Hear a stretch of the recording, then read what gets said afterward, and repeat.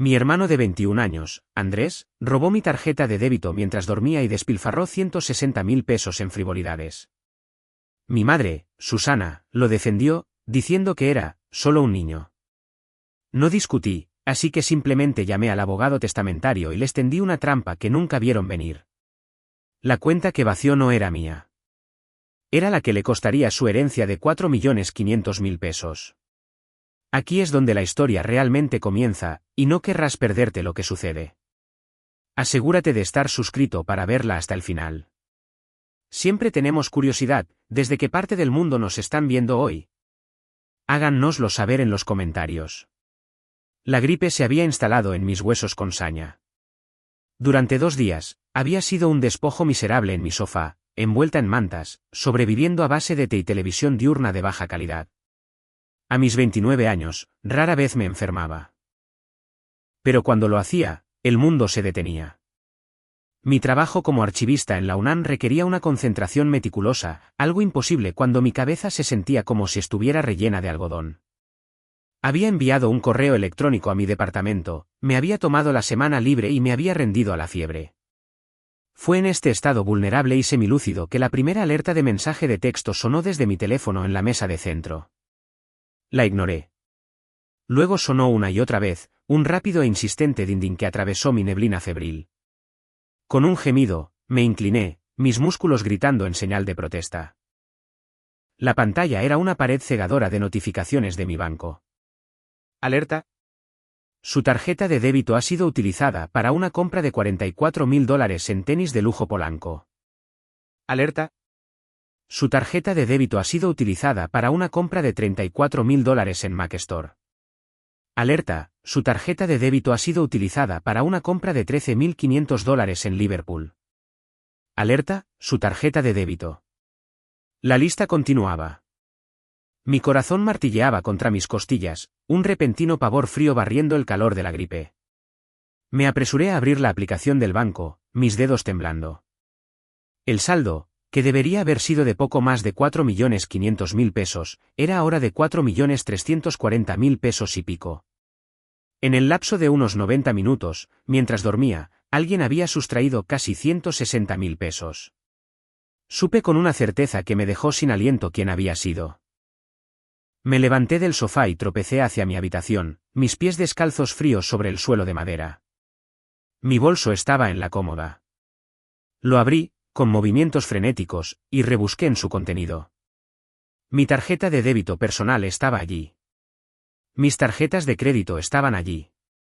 Pero faltaba una tarjeta, la simple tarjeta de débito azul marino vinculada al fideicomiso del legado Martínez. La que guardaba en una solapa separada y oculta.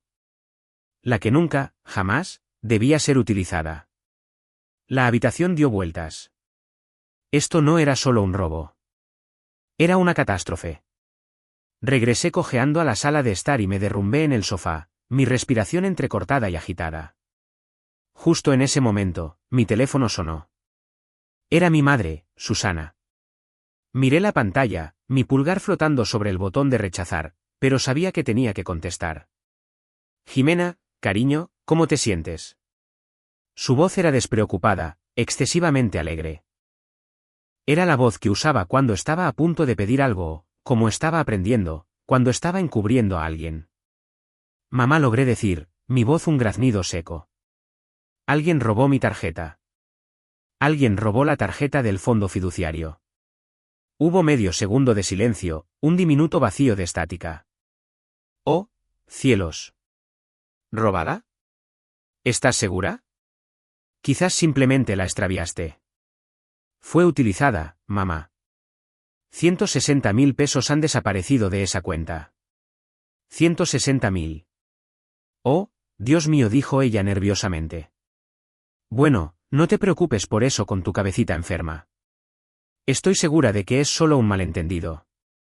Escucha, la razón por la que llamo es que Andrés va a pasar por allí. Te tiene una sorpresa. Es tan considerado, solo quería animar a su hermana mayor. El pavor frío en mi pecho se solidificó en un bloque de hielo. ¿Viene para acá? Justo está llegando. Te dejo. Que te mejores, cariño. La línea se cortó. Miré el teléfono. Una sorpresa. Ni siquiera 5 minutos después, una llave raspó en la cerradura de mi departamento. Andrés, mi hermano de 21 años, entró, seguido por una ráfaga de aire frío. Llevaba una sudadera de diseñador nueva, de un blanco cegador, y en sus manos sostenía una pequeña bolsa de papel. Hola, Jime dijo, mostrando una sonrisa de 1.000.000 de pesos que no había pagado. Escuché que estabas enferma. Te traje un poco de esa sopa elegante que te gusta. Arrojó la bolsa sobre la mesa de centro junto al teléfono, que todavía brillaba con las alertas de fraude. Vibraba con una energía nerviosa y frenética, sus ojos moviéndose por la habitación, posándose en todo menos en mí. También llevaba tenis nuevos. Ridículamente caros, del tipo que cuesta más que mi renta mensual. ¿De dónde sacaste esa tarjeta, Andrés?, pregunté. Mi voz era baja, pero atravesó su alegría fabricada.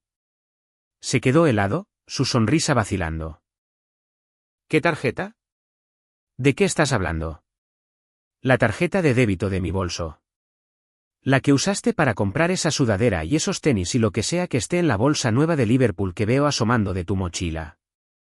Su rostro, tan abierto y encantador hacía un segundo, se endureció en una máscara petulante. No sé de qué estás hablando, se burló. Usé mi propio dinero. Mis inversiones en criptomonedas dieron sus frutos. Tus inversiones en criptomonedas, repetí secamente. Andrés, tengo las alertas. A las 2 de la mañana, entraste aquí mientras estaba enferma y dormida, y me robaste. ¿Robar? Esa es una palabra fuerte, Jime dijo, cruzando los brazos. Intentaba parecer intimidante, pero solo parecía un niño jugando a disfrazarse con ropa que no podía permitirse. La tomé prestada. Iba a devolvértelo. ¿Devolvérmelo? ¿Devolverme 160.000 pesos con qué, Andrés? ¿Con tus criptomonedas imaginarias? No es mi culpa que tengas todo este dinero ahí sin hacer nada, explotó de repente, con la voz quebrada. Eres un archivista. Ni siquiera haces nada. Simplemente te sientas sobre ese montón de dinero que te dejó la abuela. No es justo. Yo sí tengo un plan. Estoy construyendo una marca. Ahora estaba gritando, con la cara roja. Él realmente creía tener derecho a todo eso. Pensaba que era la víctima. Pensaba que había robado mi dinero. La profunda y asombrosa ignorancia de sus acciones, de la línea que acababa de cruzar, me dejó sin palabras. Solo lo miré fijamente, mientras la fiebre, la traición y la pura magnitud del desastre se abatían sobre mí. El fideicomiso, el abogado, la cláusula. No tenía ni idea de lo que había hecho. Y en ese momento, supe que no iba a discutir con él. No iba a gritar. Él quería que tratara esto como una pelea de hermanos. Quería que nuestra madre interviniera y lo arreglara todo, que me dijera que fuera amable y compartiera. Me recosté en los cojines del sofá, mi cuerpo adolorido, pero mi mente, de repente, aterradoramente clara. «Fuera», Andrés susurré. «¿Qué?» «Jime, no seas así. Fuera de mi departamento. Y deja la sopa». Me miró, sorprendido por mi frialdad. Intentó articular una protesta más, vio la mirada en mis ojos y cerró la boca de golpe. Agarró su mochila, la bolsa de Liverpool se abrió al caer revelando una caja de un iPhone nuevo, y cerró la puerta de un portazo detrás de él. Me senté en el silencio resonante durante 1 minuto completo, el olor de su costosa colonia nueva flotando en el aire. Luego tomé mi teléfono, mis dedos ya no temblaban, y me desplacé sobre las alertas del banco. Encontré el número que buscaba, licenciado Herrera, el abogado testamentario de nuestra abuela. Andrés pensaba que le había robado 160.000 pesos a su hermana. No tenía ni idea de que acababa de perder 4,5 millones de pesos. La traición fue peor que el propio diagnóstico. Las horas después de que Andrés se fuera fueron un torbellino de adrenalina y enfermedad. La fiebre volvió a subir, pero esta vez se sintió diferente. Era una ira fría y clarificadora que disipó la niebla mental. Hice 2 llamadas. La primera fue al banco para reportar la tarjeta como robada y hacer que la congelaran de inmediato. La mujer de la línea de protección contra fraudes fue comprensiva, su voz goteaba preocupación. «Oh, Pobrecita. 160.000 pesos es una pesadilla. Iniciaremos una investigación de inmediato. Como se usó con un número de identificación personal, podría ser difícil. ¿Fue un miembro de la familia? Sí, dije, mi voz hueca. ¿Lo fue? Pero no quiero presentar cargos. Solo necesito que la cuenta sea bloqueada permanentemente. Estaba mintiendo. Por supuesto, sabía el número de identificación personal. Se lo había dado a Andrés años atrás en un momento de confianza fuera de lugar. Solo en caso de una emergencia absoluta, Andy, le había dicho. Si no puedes localizarme y tú o mamá están en el hospital. Incluso lo había escrito y lo había metido en su cartera, una cartera que yo le había comprado. La idea de él, sabiendo que estaba enferma con la gripe, entrando a hurtadillas en mi departamento a las 2 de la madrugada, usando mi llave, entrando de puntillas en mi habitación y extrayendo cuidadosamente esa tarjeta de mi bolso. Me daban ganas de vomitar por una razón completamente diferente. Mi segunda llamada fue al licenciado Herrera. Su secretaria contestó. Herrera y Asociados, ¿en qué puedo ayudarle? Necesito hablar con el licenciado Herrera, dije, mi voz ahora más fuerte. Soy Jimena, en relación con el fideicomiso del legado Martínez. Ha habido una novedad. El licenciado Herrera, un hombre que había conocido a mi abuela durante 40 años, estuvo en la línea en menos de 30 segundos. Era todo profesionalismo, su voz aguda y precisa era un consuelo. Jimena, suenas terrible. ¿Estás bien? Tengo gripe, licenciado Herrera, pero no es eso. Necesito informar de un retiro no autorizado del fideicomiso por parte del beneficiario. Hubo un pesado suspiro al otro lado de la línea. Andrés dijo. No fue una pregunta. Sí. 160.000 pesos en una sola noche. Ropa de diseñador, aparatos electrónicos. Frívolo por cualquier definición. Entiendo, dijo el licenciado Herrera. La temperatura de la llamada bajó 10 grados. Jimena, ¿sabes lo que esto significa? Tu abuela fue específica. Era un halcón. Sé lo que significa, dije, mirando la pared. Estoy viendo el documento del fideicomiso ahora mismo. He sido la fiduciaria durante 2 años, y he protegido esto. He aguantado las indirectas de mamá y los berrinches de Andrés, y él simplemente. Simplemente lo hizo. La cláusula de anulación, dijo el licenciado Herrera con gravedad. Sección 4, subsección C, cualquier retiro fraudulento, no autorizado o frívolo realizado por el beneficiario, Andrés, antes de los 30 años anulará inmediata e irrevocablemente todo su derecho al capital del fideicomiso. Ella me hizo leérselo a él y a Susana cuando se ejecutó el testamento. Ambos firmaron un documento declarando que lo entendían. Lo entendieron, asentí, pero nunca lo creyeron. Pensaron que era un farol. Pensaron que yo solo estaba siendo egoísta.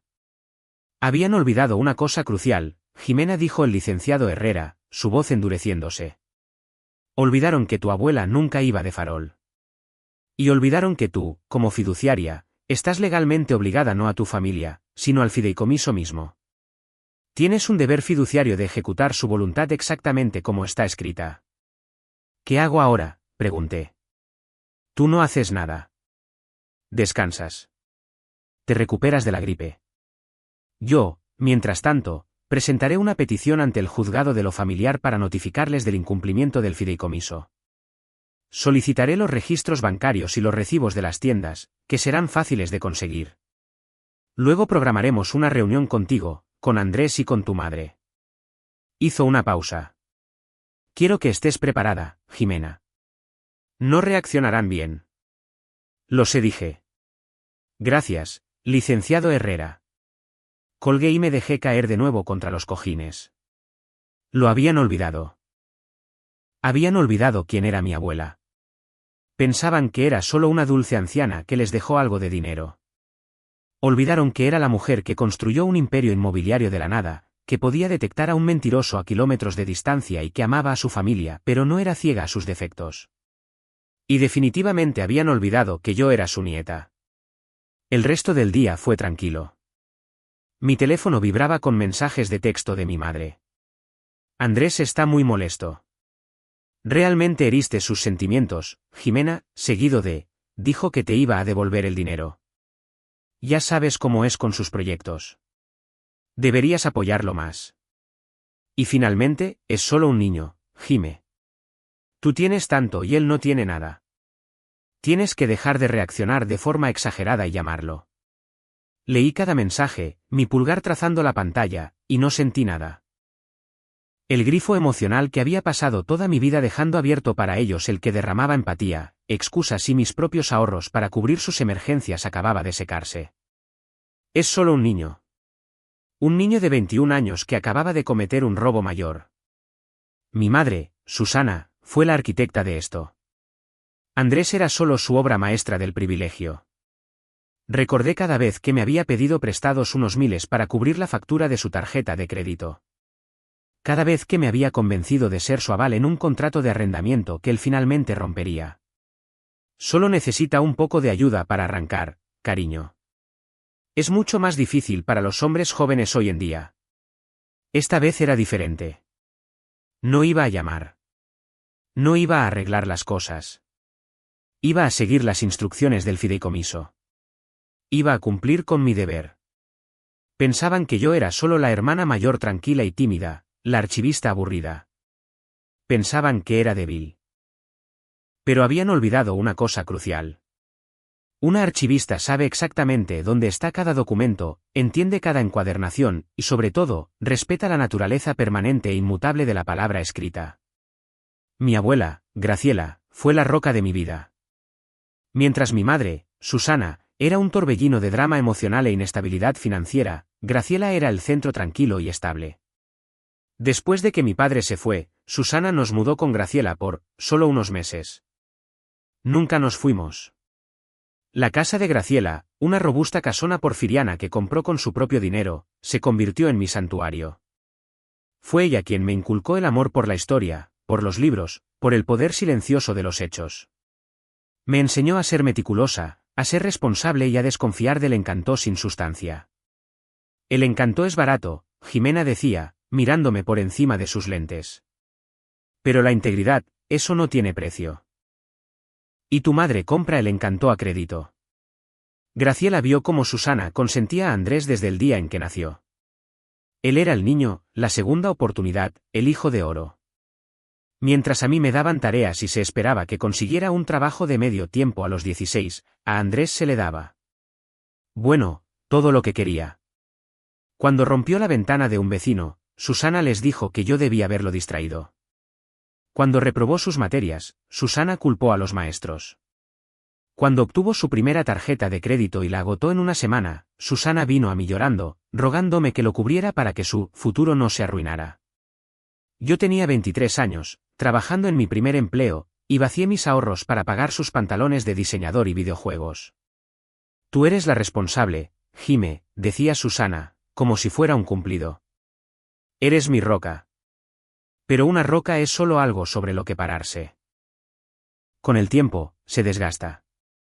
Mi abuela lo vio todo y trató de protegerme. Pagó directamente mi educación universitaria, enviando los cheques de la colegiatura directamente a la tesorería de la facultad para que Susana no pudiera tomar prestado ni un solo peso. Y cuando enfermó, nos llamó a mí y al licenciado Herrera a su lecho. No a Susana, no a Andrés. A mí.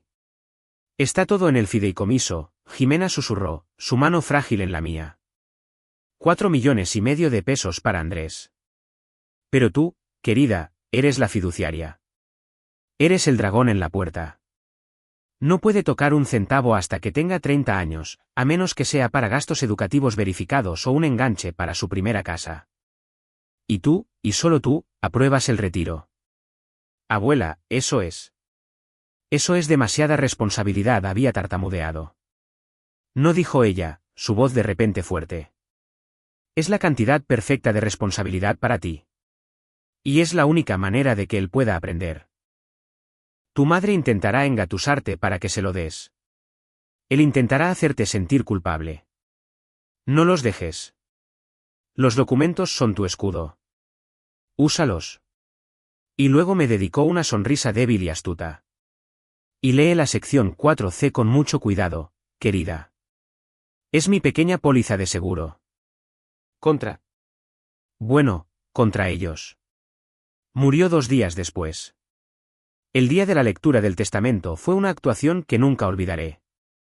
Susana y Andrés se sentaron en la lujosa oficina del licenciado Herrera, vibrando de anticipación. Cuando leyó que la casa y la mayor parte de los activos líquidos se donaban a la Sociedad Histórica de la UNAM, la cara de Susana se puso blanca. Cuando leyó que se establecía un fideicomiso de 4.500.000 pesos para Andrés, su color regresó. Y cuando leyó que yo, Jimena, era la única fiduciaria, se quedó boquiabierta. ¿Ella? Pero ella es solo. Ella no sabe nada de dinero, protestó Susana. Al contrario, dijo el licenciado Herrera con frialdad. Las notas de su madre indican que Jimena es la única que sabe algo sobre responsabilidad. Y luego, la cláusula de anulación. La leyó en voz alta, el denso e inquebrantable lenguaje legal que detallaba cómo cualquier retiro no autorizado, frívolo o fraudulento por parte de Andrés anularía todo el fideicomiso.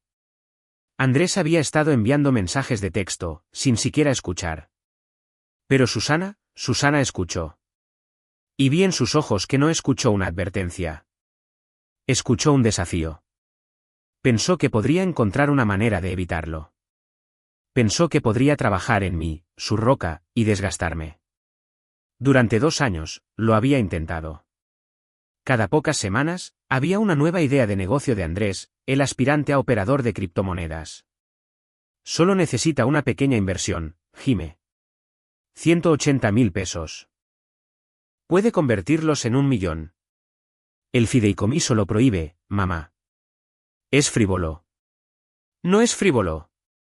Es su futuro. Simplemente estás celosa. Siempre has estado celosa de su potencial. Las discusiones eran agotadoras. Me desgastaban. Empecé a guardar la tarjeta de débito del fideicomiso, que solo había usado una vez para pagar una única factura de colegiatura verificada, en una parte oculta de mi cartera, aterrorizada de que uno de ellos intentara tomarla. Pero nunca imaginé que Andrés entraría a hurtadillas en mi casa mientras estaba enferma para hacerlo. Ahora, 3 días después del robo, finalmente me había recuperado de la gripe. Mi justa ira se había enfriado y se había asentado en una resolución dura y tranquila. El departamento estaba limpio y había desinfectado todo lo que Andrés había tocado. Estaba sentada en mi escritorio antiguo, una de las pocas cosas que mi abuela me había dejado personalmente, cuando mi teléfono vibró. Era un correo electrónico del licenciado Herrera. Asunto: reunión programada, Jimena, he recibido los estados de cuenta y los registros de transacciones. Las compras son flagrantes. He programado una reunión en mi despacho para mañana, viernes, a las 10 de la mañana. He convocado a su madre y a su hermano.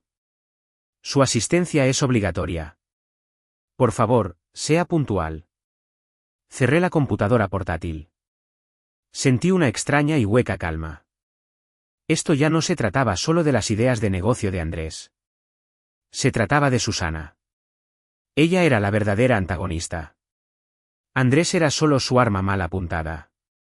Era un agente de bienes raíces, una profesión construida sobre un alto brillo y convencer a la gente de comprar cosas que no podían permitirse.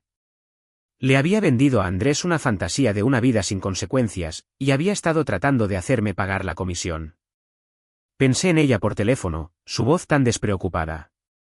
Andrés va a pasar por allí. Te tiene una sorpresa. Ella sabía. Debía haber sabido. Probablemente fue ella quien lo animó, quien le dijo qué tarjeta tomar. Está bien, cariño, podía oírla decir. Es tu dinero de todos modos. Jime solo está siendo difícil. Solo tómalo y devuélveselo. Ya se le pasará. Pensaban que esto era otro drama familiar que podían ganar gritando más fuerte, haciéndome sentir la mayor culpa. No se dieron cuenta de que esto ya no era una discusión familiar. Era un procedimiento legal. Y yo ya no iba como su hija o su hermana. Iba como la fiduciaria del fideicomiso del legado Martínez. El cambio de víctima pasiva a estratega activa fue tan simple como cambiarme de ropa. El jueves, era un desastre agripado en bata. El viernes por la mañana, era un archivista con una misión. Me vestí con mi atuendo de trabajo, una blusa de seda planchada, pantalones gris oscuro y un saco negro. Me recogí el pelo en un chongo severo y apretado. Parecía, pensé con una sonrisa sombría, exactamente como mi abuela.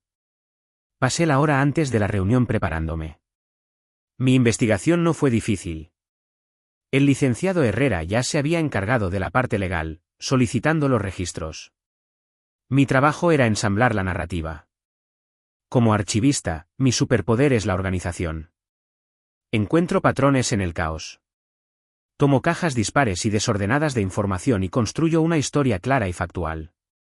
Fui a mi archivador. De una caja con llave, saqué el expediente marcado, Fideicomiso Martínez. Dentro había una copia impecable en pasta dura del propio documento del fideicomiso. Coloqué separadores adhesivos en 3 páginas clave, la página que me nombraba como fiduciaria y describía mi deber fiduciario, la página que detallaba los únicos usos aprobados para los fondos, educación, residencia principal, y por supuesto, la sección 4C, la cláusula de anulación.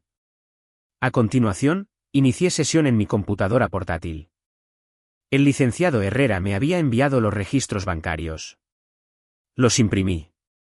El derroche de 160.000 pesos era aún más insultante en blanco y negro, $44.000 en tenis de lujo Polanco. Una búsqueda rápida reveló que esto fue por 2 pares de tenis de edición limitada, $34.000 en Mac Store, un nuevo iPhone 15 Pro Max, $13.500 en Liverpool, una televisión 4K de 50 pulgadas, $21.500 en Palacio de Hierro, la sudadera, además de varios otros artículos, y así sucesivamente, hasta una cena de 6.300 pesos en el Sonora Grill Prime. Esto no era un niño cometiendo un error. Fue un derroche calculado y decadente. Había tratado el fondo fiduciario como un premio de lotería. Luego profundicé más. Abrí mi archivo, familia. Durante los últimos 2 años, desde que Susana había comenzado su campaña de acoso financiero, había estado guardando registros. Imprimí el correo electrónico de ella fechado hace 6 meses con el asunto, la gran idea de Andrés, donde describía su plan de criptomonedas y pedía un préstamo de 180.000 pesos del fideicomiso. Imprimí mi respuesta, donde había adjuntado un PDF de la cláusula de gastos frívolos del fideicomiso y denegado formalmente la solicitud. También imprimí los intercambios de mensajes de texto.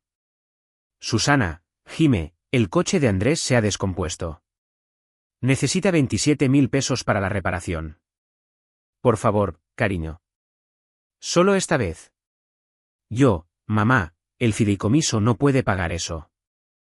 Puedo enviarte 3.600 pesos de mi cuenta personal para ayudar.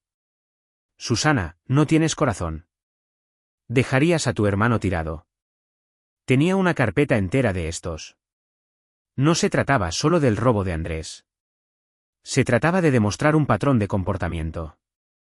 Se trataba de demostrar más allá de toda duda que tanto Andrés como Susana eran plenamente conscientes de las reglas del fideicomiso. Lo sabían. Simplemente no les importaba. Pensaban que las reglas no se aplicaban a ellos. Esta era mi trampa astuta. La palanca que mi abuela me había dado. No era solo la cláusula en sí, era la prueba de que sabían que la cláusula existía y eligieron ignorarla. El robo no fue solo impulsivo, fue premeditado. Andrés no se topó con la tarjeta. La había estado buscando. Y Susana había sido su cómplice. Reuní todos los papeles, el documento del fideicomiso, los estados de cuenta, los recibos de las tiendas que el licenciado Herrera había adquirido y mis propias impresiones de nuestras conversaciones pasadas. Perforé todo con 3 agujeros y lo coloqué en un elegante folder negro de 1 pulgada. En el lomo, imprimí una etiqueta simple, violación del fideicomiso 4C. Mientras cerraba el folder, sentí una profunda sensación de calma. Esta era mi armadura, mi escudo. En un archivo, el documento es la última palabra. No le importan tus sentimientos. No le importan tus excusas. Simplemente es. Los hechos son inmutables. Miré el reloj. 9:30 de la mañana. Hora de irse. Salí de mi departamento, mis tacones resonando en el suelo de madera. Ya no era una víctima. Ya no era la roca. Era la ejecutora. Mi abuela me había dado una última y difícil tarea, proteger su legado de las mismas personas a las que amaba.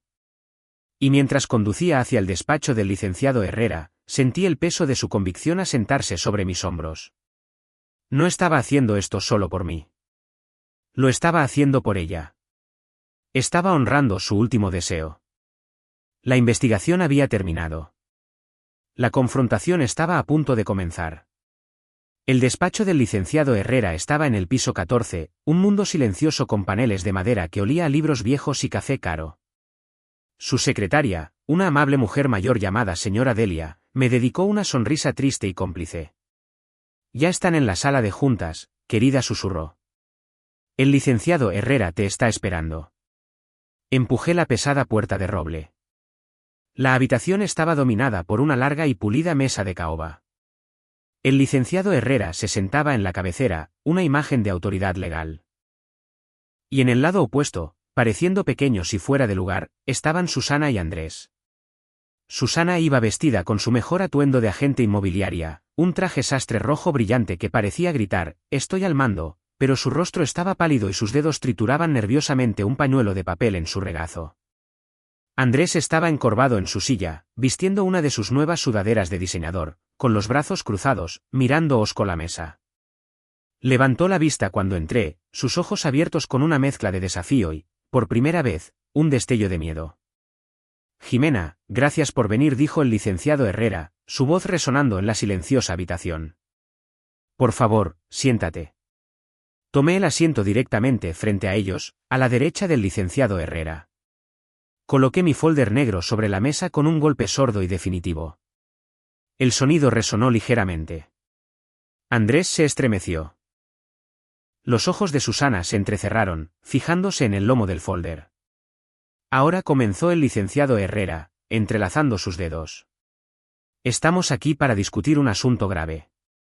En la noche del 28 de octubre, una suma total de 162.000 pesos fue retirada del fideicomiso del legado Martínez a través de la tarjeta de débito del fideicomiso».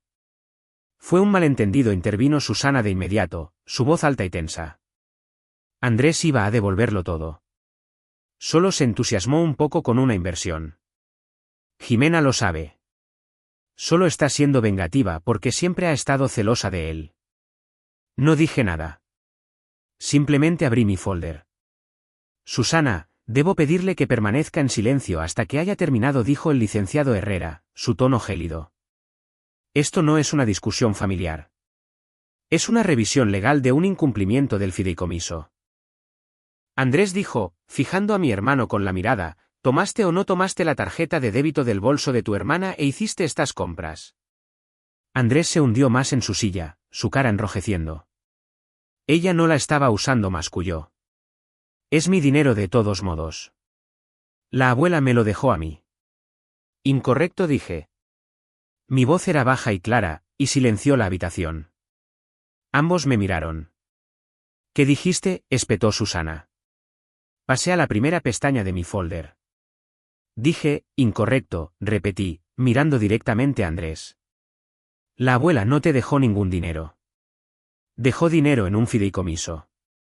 Un fideicomiso que estoy legalmente obligada a administrar según sus instrucciones escritas explícitas. No es tu dinero. Es el dinero del fideicomiso. Y tú, como beneficiario, tienes cero acceso a él hasta los 30 años, a menos que yo apruebe un retiro para educación o vivienda. Esa es la ley. No te atrevas a citarnos la ley, Jimena». Susana se levantó, su silla raspando hacia atrás. «Esto es un asunto familiar. Estás tratando de robar la herencia de tu hermano». «Al contrario», Susana, intervino el licenciado Herrera, su voz afilada como una navaja. «Jimena es la única persona en esta sala que protege esa herencia. O más bien, lo era».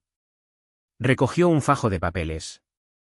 «Estos son los estados de cuenta, y estos son los recibos de las tiendas. Tenis de lujo Polanco. Palacio de Hierro. Andrés, ¿clasificarías estas compras como gastos educativos?». Andrés no dijo nada, solo miró sus nuevos y muy caros tenis. «Esto es ridículo», resopló Susana, volviendo a sentarse. «Así que cometió un error. Es solo un niño. Se disculpará. Devolveremos el dinero y podrás descongelar la tarjeta». «Jimena, díselo». Dile que devolveremos el dinero. Yo conseguiré un préstamo. No importa, dije en voz baja. ¿Qué quieres decir con que no importa?, exigió ella. Pasé a la segunda pestaña de mi folder y la empujé sobre la mesa hacia ellos. Era la impresión del correo electrónico de hace 6 meses, mi correo electrónico negando formalmente su solicitud de dinero para criptomonedas, con la cláusula relevante del fideicomiso adjunta. Conocían las reglas, dije, mi voz desprovista de toda emoción. Sabían que el fideicomiso prohibía los gastos frívolos. Sabían que yo, como fiduciaria, ya había negado este tipo exacto de retiro. Y lo hicieron de todos modos. Eso hace que este error, como lo llamas, no sea solo un error. Lo convierte en fraude. La palabra fraude quedó flotando en el aire. La cabeza de Andrés se levantó de golpe. Susana se puso blanca. Fraude, susurró. No enviarías a tu propio hermano a la cárcel, ¿verdad? No tengo que hacerlo, dije. Pasé a la última pestaña de mi folder. La deslicé, una única página impecable. Todavía se están olvidando de la abuela. Pensaron que esto se trataba de mí. Pensaron que solo tenían que intimidarme. Se olvidaron de la sección 4C. Empujé la página frente a ellos. Licenciado Herrera, dije, ¿podría leer la cláusula de anulación? La que les leyó hace 2 años, la que ambos firmaron un documento reconociendo. El licenciado Herrera se puso los lentes. Recogió la página mientras leía el denso e implacable texto legal. Cualquier retiro fraudulento, no autorizado o frívolo. Anulará inmediata e irrevocablemente todo su derecho al capital del fideicomiso. Todo el color desapareció del rostro de Susana. La boca de Andrés se abrió. Finalmente estaba entendiendo. Espera, anular, tartamudeó Andrés, sus ojos desorbitados por el pánico. ¿Anular qué? ¿Como los 160.000? No, Andrés, dije, cerrando mi folder. Anular todo. Los 4,5 millones de pesos. Todo. Se ha ido. La reacción de Susana fue aterradora. Un sonido bajo y ahogado salió de su garganta. No, susurró. No, estás mintiendo. Eso no es real. Es un farol. Es solo una táctica de miedo que la abuela preparó. Licenciado Herrera, dígale que no puede hacer esto. Señora Susana, dijo el licenciado Herrera, su voz teñida de piedad, yo soy quien redactó este documento a petición de su madre. Puedo asegurarle que no es ningún farol. A partir de las 2:05 de la madrugada del 28 de octubre, en el momento en que se aprobó la primera transacción no autorizada, Andrés perdió toda su herencia. Como fiduciaria, Jimena no tiene más opción que ejecutar esta cláusula. Si no lo hiciera, ella misma estaría incumpliendo su deber fiduciario. La sala quedó en silencio. Andrés parecía que iba a vomitar. Susana solo miraba el documento, su mundo entero colapsando visiblemente. La pulcra y manipuladora agente inmobiliaria había desaparecido, reemplazada por una mujer desesperada y acorralada. Entonces, ¿qué pasa ahora?, susurró Andrés, su voz temblando. ¿A dónde? ¿A dónde va el dinero? Según las instrucciones de su abuela, dijo el licenciado Herrera, el capital total del fideicomiso, menos los 162.000 pesos que robaste, será liquidado y transferido de inmediato. La suma total será donada al Fondo de Preservación Histórica Graciela Martínez en la UNAM. El mismo que Jimena ayuda a administrar. Así que eres tú, chilló Susana, poniéndose de pie de un salto y apuntándome con un dedo tembloroso. Tú sí lo robaste. ¿Lo engañaste? Le tendiste una trampa para poder quedarte con todo el dinero para tus libros viejos y polvorientos. Sus amenazas estaban tan mal ejecutadas, tan sin sentido, que casi sentí lástima por ella. No recibo ni un peso, mamá, dije, levantándome. Soy una empleada asalariada de la universidad. Este dinero va al fondo, no a mí. Se usará para restaurar edificios históricos, tal como la abuela siempre quiso. Yo no obtengo nada. Y él obtiene exactamente lo que se merece. Ambos lo hicieron. Pensaron que eran muy listos. Pensaron que podían romper las reglas, pero simplemente olvidaron cuáles eran las reglas. Recogí mi folder. Licenciado Herrera, creo que mi trabajo aquí ha terminado. He cumplido con mi deber como fiduciaria. Efectivamente, lo has hecho, Jimena dijo, asintiendo. Un trabajo ejemplar. Caminé hacia la puerta, mis tacones resonando. Jimena, espera, gritó Susana, su voz quebrándose en un sollozo desesperado. Por favor, no puedes dejar que esto suceda. Es tu hermano. Es solo un niño. Le arruinarás la vida. Me detuve en la puerta, con la mano en el pomo. Me volví para mirarlos. Andrés estaba llorando, lágrimas gordas y silenciosas rodando por sus mejillas. Susana estaba completamente destrozada, su máscara de superioridad hecha añicos. Él arruinó su propia vida, mamá, dije, mi voz fría y final. Y tú le diste las llaves para hacerlo. Las consecuencias son suyas para compartir. Abrí la puerta y salí, dejándolos solos en la sala de juntas con las ruinas de su codicia. Pensé que salir de esa oficina sería el final. Pensé que la fría y dura finalidad de la ley sería suficiente. Estaba equivocada. Las siguientes 48 horas fueron un asedio. Mi familia, resultó, no respetaba la ley. Solo respetaban la influencia. La primera andanada fue de Susana. Entró en modo de desesperación total. Los mensajes de texto y de voz comenzaron incluso antes de que llegara a casa. Fueron una progresión vertiginosa a través de las etapas de su duelo manipulador. Primero vino la negociación. Jime, cariño, he hablado con Andrés. Va a venderlo todo. Los tenis, la televisión. Podemos recuperar la mayor parte del dinero. Si le demostramos al licenciado Herrera que estamos enmendando las cosas, puede revertirlo. Llame. Dile que fue un error. Lo borré. El licenciado Herrera no podía revertir un fideicomiso irrevocable. Luego vino la culpa, no puedo creer que le hagas esto a tu propia familia después de todo lo que he hecho por ti. Te di un techo. Tu abuela se avergonzaría de ti, Jimena. Se estaría revolviendo en su tumba. Este me hizo reír, un ladrido corto y amargo. Mi abuela estaría aplaudiendo. Finalmente vinieron las amenazas, sabrás de mi abogado. Esto es un robo. Lo engañaste. Conspiraste con Herrera para robar ese dinero. Te llevaré a los tribunales. Le contaré a todo el mundo lo que hiciste. Quedarás arruinada. Esto, lo sabía, era su bravuconería de agente inmobiliaria. No tenía abogado. No podía permitírselo. Andrés, mientras tanto, intentaba una táctica diferente. Intentaba apelar a la hermana mayor a la que le había robado. Sus mensajes de texto eran patéticos. Jime, lo siento mucho. La regué. Realmente la regué. Mamá se está volviendo loca. Por favor, haré cualquier cosa. Conseguiré un trabajo. Te lo devolveré.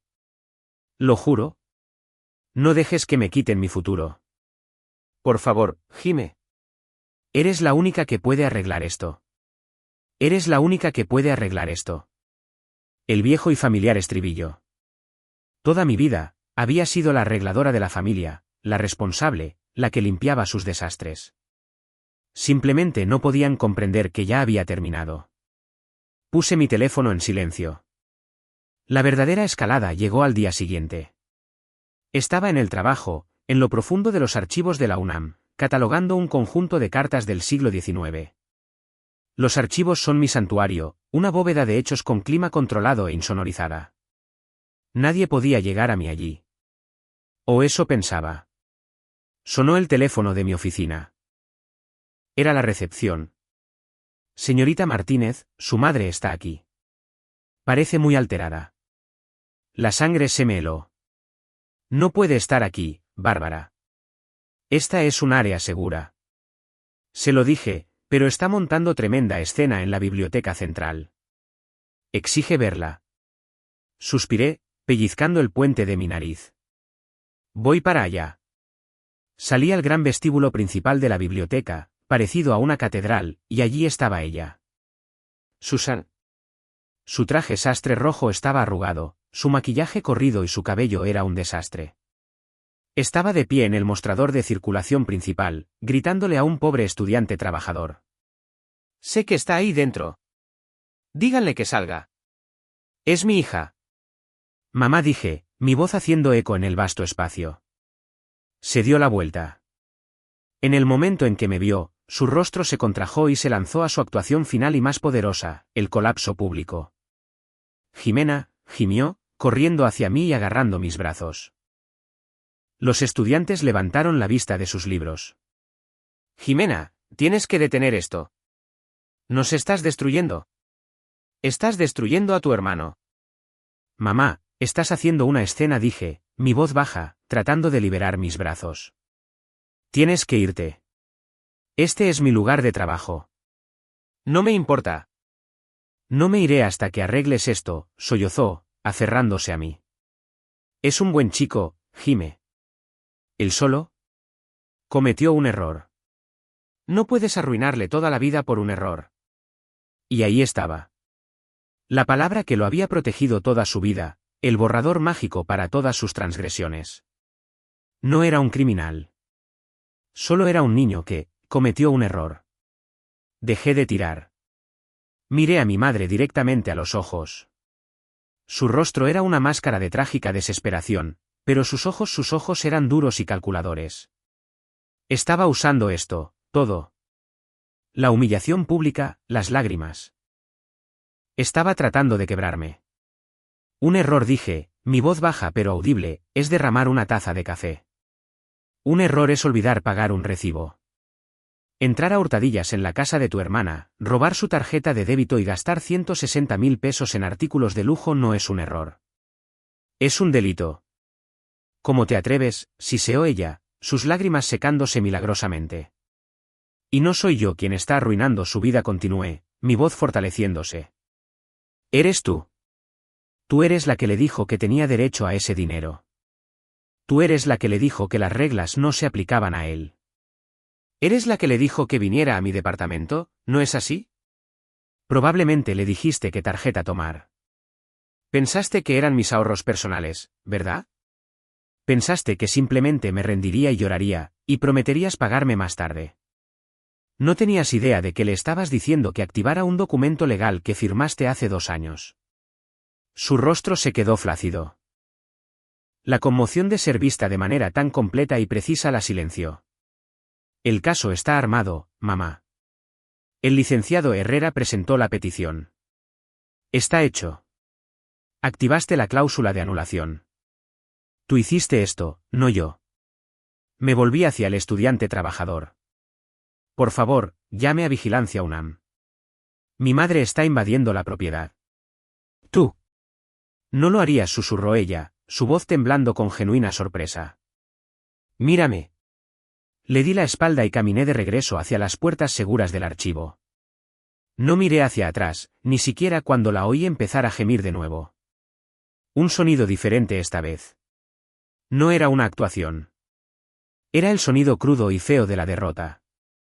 El hechizo se había roto. La arregladora había fichado su salida. El enfrentamiento final no fue en un lugar público. Fue, quizás apropiadamente, en el único lugar donde mi familia siempre se había sentido superior a mí, mi propio departamento. Había pasado una semana desde el incidente en la biblioteca. La seguridad me escoltó a mi coche durante 2 días, pero luego las llamadas y los mensajes de texto cesaron. El silencio era pesado, inquietante. El licenciado Herrera me había informado que el tribunal había aprobado la petición. Los fondos ya estaban en movimiento, siendo transferidos al Fondo de Preservación de la Universidad. Legalmente había terminado, pero sabía que para ellos no. Aparecieron un domingo por la tarde. Los oí antes de verlos, discutiendo en el pasillo fuera de mi puerta. Luego un golpe agudo y frenético. No el toque perezoso de Andrés, no el golpeteo insistente de Susana. Este era un golpe de pánico puro. Miré por la mirilla. Eran ambos. Susana se veía terrible. Era visiblemente más pequeña, envejecida 10 años en una semana. Andrés estaba a su lado, su rostro pálido e hinchado. Abrí la puerta. No dije, pasen. Solo la abrí y me quedé allí, bloqueando la entrada. Jimena, comenzó Susana, su voz débil. Nosotros recibimos una carta del juzgado. Es real. El dinero se ha ido. Sí, dije. Lo sé. Fue transferido el viernes. ¿Tú dejaste que sucediera? La voz de Andrés fue un chillido de sorpresa. Me miraba como si fuera una extraña. ¿Realmente simplemente lo dejaste ir? No había nada que dejar, Andrés, dije, apoyándome en el marco de la puerta. Es un fideicomiso irrevocable. En el momento en que ingresaste el número de identificación personal, el proceso comenzó. Yo solo presenté la documentación, podrías haber mentido, chilló Susana, su antiguo fuego regresando por un segundo, podrías haberle dicho a Herrera que tú hiciste las compras, podrías haberlo protegerlo, pregunté, y por primera vez, mi propia voz se alzó. ¿Protegerlo? Lo he estado protegiendo toda su vida, mamá. ¿De qué? ¿De las consecuencias? Lo he protegido de las malas calificaciones, de los vecinos enojados, de los cobradores, de su propia e impresionante incompetencia. He sido su escudo. ¿Y qué obtuve a cambio? Un hermano que piensa que está bien robarme mientras estoy enferma en cama. ¿Qué obtuvo él? Un joven de 21 años que nunca ha trabajado un día en su vida, que tiene 0 habilidades y que acaba de tirar a la basura una red de seguridad de 4,5 millones de pesos en unos tenis. No hables así de él. Susana se abalanzó hacia adelante, pero no me inmuté. No, van a escuchar. Ambos. Vinieron aquí, van a escuchar. Señalé con el dedo a Andrés. Tú. No eres un operador de criptomonedas. No eres un influente. Eres un nini que abandonó la universidad y vive de su madre, quien a su vez vive de su hija. Eres una sanguijuela. Y tú, dije, volviéndome hacia mi madre, eres la que lo crió para ser así. Eres la que le dijo que era un genio, que era especial, que se merecía el mundo, y que la aburrida y responsable Jimena debería ser la que pagara por ello. Lo arruinaste, mamá. No yo. Tú. Ambos quedaron atónitos en silencio, sorprendidos por el veneno. La archivista tranquila y tímida había desaparecido. El dinero se ha ido, dije, mi voz volviendo a una calma fría y plana. Está todo en el fondo de la universidad. Va a restaurar la vieja torre de rectoría y reparar los manuscritos del siglo XVIII. Va a hacer lo que la abuela quería, preservar algo de valor. Andrés solo negó con la cabeza, una sola lágrima trazando un camino por su mejilla. Mi vida tenía valor, susurró. Entonces deberías haberla valorado, repliqué.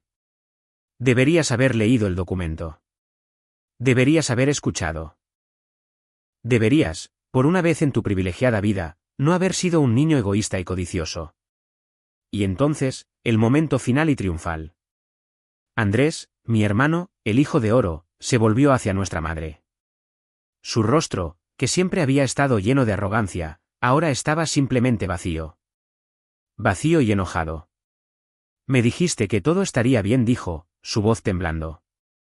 Me dijiste que ella solo estaba fanfarroneando. Me dijiste que era mi dinero. Me dijiste que lo tomara. Andrés, cariño, yo pensé. Tartamudeó Susana, tratando de alcanzarlo. ¿Pensaste?, gritó él, apartándose de ella. ¿Pensaste? Me costaste todo. Arruinaste mi vida. Estaba tratando de ayudarte, lloró ella. Nunca me ayudas. Solo empeoras las cosas. Se dio la vuelta y se fue furioso por el pasillo, golpeando la pared con el puño mientras avanzaba. No miró hacia atrás. Susana se quedó allí, congelada, viéndolo irse. Había perdido. Había perdido el dinero, pero más importante, lo había perdido a él, el hijo de oro, adorador y dependiente, en torno al cual había construido toda su identidad. Se había ido, y finalmente la veía por lo que era, la arquitecta de su ruina. Se volvió hacia mí, su rostro una máscara hueca de desesperación. Abrió la boca y luego la cerró. No quedaba nada que decir. No había más amenazas, ni más lágrimas, ni más manipulación que pudiera funcionar. Simplemente la miré. Adiós, mamá, dije. Y por segunda vez en mi vida, le cerré la puerta a un miembro de mi familia, finalmente y completamente en paz. La caída de Susana y Andrés no fue una explosión dramática. Fue un colapso lento y silencioso, como una casa hundiéndose en sus propios cimientos. Andrés, despojado de su herencia y ahora viendo a su madre como el veneno en su pozo, hizo lo único que nunca creí posible, se fue. Hizo una maleta, vendió sus tenis nuevos y su iPhone por una fracción de lo que había pagado, y compró un boleto de autobús. Se fue a vivir con nuestra tía, la hermana de mi padre, a Monterrey. Lo último que supe es que ella lo estaba haciendo trabajar en una maquila, despertándose a las 5 de la mañana todos los días. Por primera vez en su vida, se enfrentaba a la fría y dura realidad de existir sin una red de seguridad. Si aprendería de ello, no lo sabía, pero al menos estaba fuera de mi órbita. La ruina de Susana fue más profunda. Su mundo entero había girado en torno a la fantasía del futuro éxito de Andrés, un éxito que ella creía garantizado por el dinero de mi abuela. Con el dinero desaparecido y Andrés culpándola por ello, su propósito se evaporó. Su trabajo como agente de bienes raíces se resintió. Estaba demasiado distraída, demasiado amargada para mantener la fachada brillante y optimista que su trabajo requería. Los clientes desaparecieron. Se atrasó en los pagos de su departamento. 6 meses después de nuestra confrontación final, se vio obligada a venderlo y mudarse a un pequeño y sombrío departamento de alquiler. Intentó reconciliarse, por supuesto. Me envió un largo y divagante correo electrónico lleno de excusas, autocompasión y disculpas a medias. Lo he perdido todo, Jimena. Tenías razón. Solo quería lo mejor para él. Lo leí, y luego lo moví a la carpeta, familia, en mi archivo, y no respondí. En cuanto a mí, mi vida floreció en su ausencia.